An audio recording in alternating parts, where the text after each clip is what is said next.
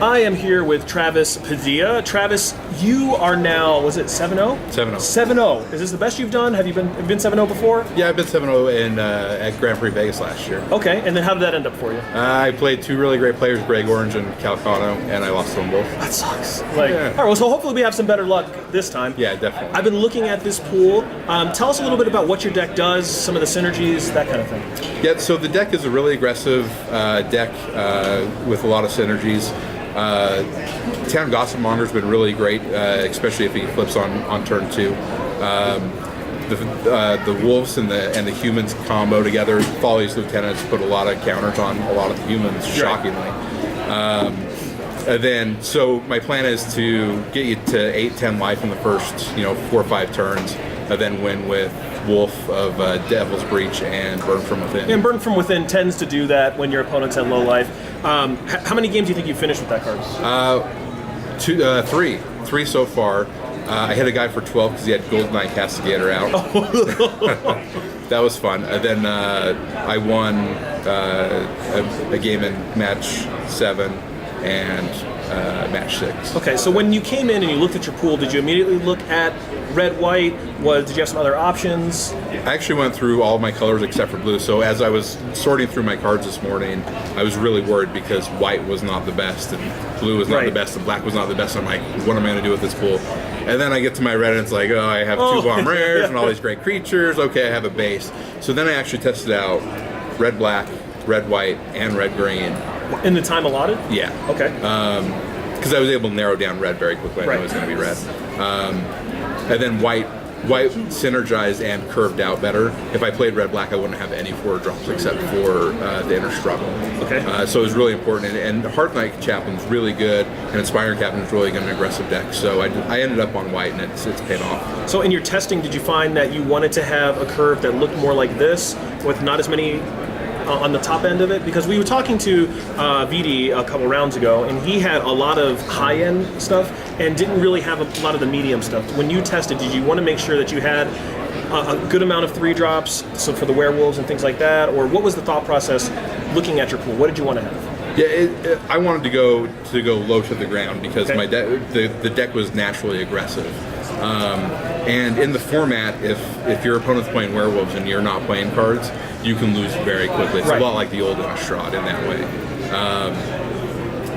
So yeah, I did want to go low to the ground. My curve was good.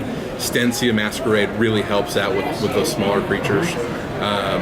So that's what I want to do is go small. Okay, and so you said you were looking at the other colors, but they didn't have a lot of 4 drops, things like that. But was it hard to get into white, or was that just an easy thing? You said, hey, look, I've got 4 drops here in white. I'm just going to go with it. Or were you kind of deciding, you know what, maybe I should be in black because of some other stuff? Was there other rares there?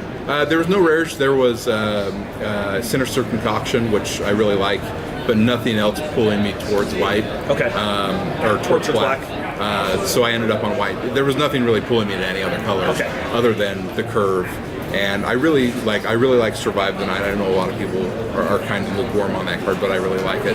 And Folly's Lieutenant's been fantastic. I hit a guy for 8 on turn 3 because I went turn 1 Gossipmonger, turn 2 Folly's Lieutenant, put the counter on Gossipmonger, flip Gossipmonger, play Gaia Reach Bandit, put a counter on Folly's Lieutenant. I'm sure their face wasn't they weren't smiling at that. He actually chuckled. It's just like, what do you do? What are you going to do, right? Yeah, like to that. It's just, that is what it is. Okay, so it doesn't look like you played every red card or every white card. No. Were there some hard cuts at the end? Yeah, so I have a lot of other red 3 drops that I ended up not playing. So there's another Convicted Killer, which isn't a great card. And there's a handful of other red cards that got cut. White was pretty simple. There wasn't a lot of white. I did make one mistake in deck building. I should have played Slayer's Plate over my second Blood Mad Vampire. So why did you do that? I mean, because when I see Slayer's Plate, I go, okay, this needs to be in the deck. Like, I've had mixed. I've had it in multiple pools, and in some pools it's really good, and in other pools it's not good. Okay. In my opinion. So what makes this deck a good spade for? Being aggressive. Okay.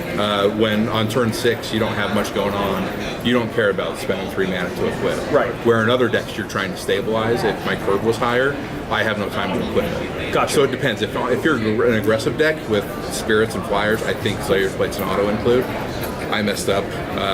It hasn't cost me yet, luckily. Well, yeah, sure.